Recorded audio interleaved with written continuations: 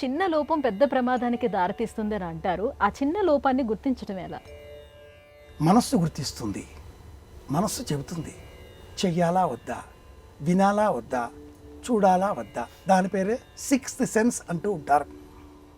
Cinema ప్రపంచంలో కూడా ఒక సినిమా ఆ మధ్యకాలంలో వచ్చినట్లుగా మనం జ్ఞాపకం చేసుకుంటే ఇలాంటి విశ్వాసాలు చైనా దేశంలో కూడా విస్తృతంగా ఉంటాయి.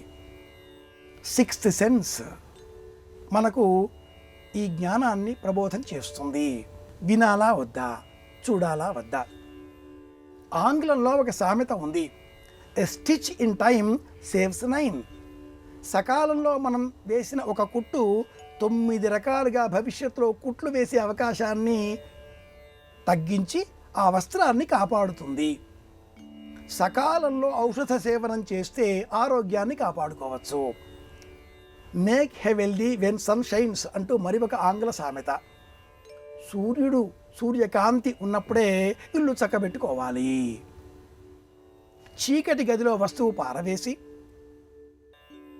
అక్కడ చీకటిగా ఉన్నది కనుక ఆ వస్తువు కనిపించదు కనుక వెలుతురు ఇక్కడ ఉంది, ఇక్కడే వెతుకుతాను అని ఎవరైనా అంటే అతడు మూర్ఖుడు. వారు మూర్ఖ ప్రపంచంలో ఉన్నారు. ఇది సులభంగా ఎలా మనకు అర్థమవుతుందో అలాగే సంప్రదాయం కూడా చీకటి వెలుతురు సర్దుకోవడం, కాపాడుకోవడం, ఆరోగ్యాన్ని కాపాడుకోవడం.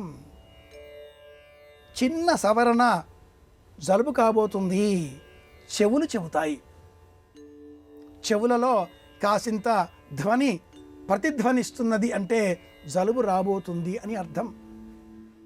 కణతలు కాస్త అదిరినప్పుడు జ్వరం వస్తుంది అని అర్థం. చేతులు కొంచెం వణికితే టైఫాయిడ్ వస్తుంది అని అర్థం.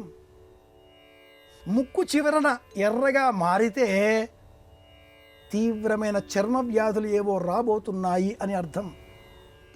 శరీరం మాటిమాటికి గగురుపాటు చెందుతూ ఉంటే ఈ వ్యాధి దీర్ఘకాలికంగా ఉండేటటువంటి వ్యాధి కాబోతుంది అని అర్థం. ఇన్ని విశేషాంశాలతో జ్యోతిషం కూడా మేళవించి వ్యతిపాత యోగం ఉన్న రోజున ఇలా ఏవైనా శరీరపరమైన అదురుపాటు గగురుపాటు కలిగితే ఇది టైఫాయిడ్, ఇది మలేరియా, 20 రోజుల పాటు ఈ జ్వరం తప్పక పట్టి పీడిస్తుంది జ్యోతిషం చెబుతుంది. ఏ నక్షత్రంలో శరీరానికి ఏ భాగం అదిరినా, ఏ వ్యాధి కలిగే కారణాలు సూచించినా అవన్నీ ఎంతకాలం ఉంటాయో కూడా చెబుతుంది జ్యోతిషం. సనాతన ధర్మం ఇంత సూక్ష్మమైనది కనుకనే సరైన సమయంలో ఒక్క చిన్న మార్పు మన మనసు సూచించేది గుర్తించి ప్రవర్తనను సరిదిద్దుకోగలిగితే జీవితం ఆనందదాయకం. కూర్చోండి, చూడకండి మనసు చెబుతుంది. మనస్సు, బుద్ధి, చిత్తము, అంతఃకరణము ఈ 4 ఒకదానికంటే ఒకటి మించినటువంటి వేదాంత దర్శన మార్గాలు. అంతఃకరణము చిట్ట చివరిది, భౌతికమైనది మనస్సు.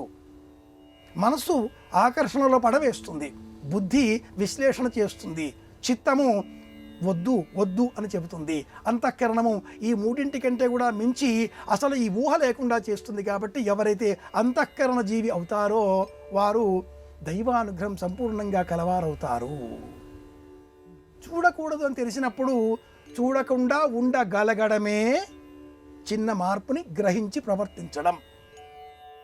అన్నీ చుట్టూరా ఉండి తినకుండా ఉండగలగడమే ఉపవాసం. ధనం, వస్తువులు, సంభారాలు సమస్తము కూడా ఉండి వేటిపైన మమకారం లేకుండా నిరాసక్తతతో నిర్లిప్తంగా ఉండగలగడమే యోగం. అదే ఒక చిన్న మార్పు. అది మనసును గుర్తించేటటువంటి మార్పు. మనసు గ్రహిస్తే ఆరోగ్యం, గ్రహించకపోతే అనారోగ్యం. ఇది విషయం.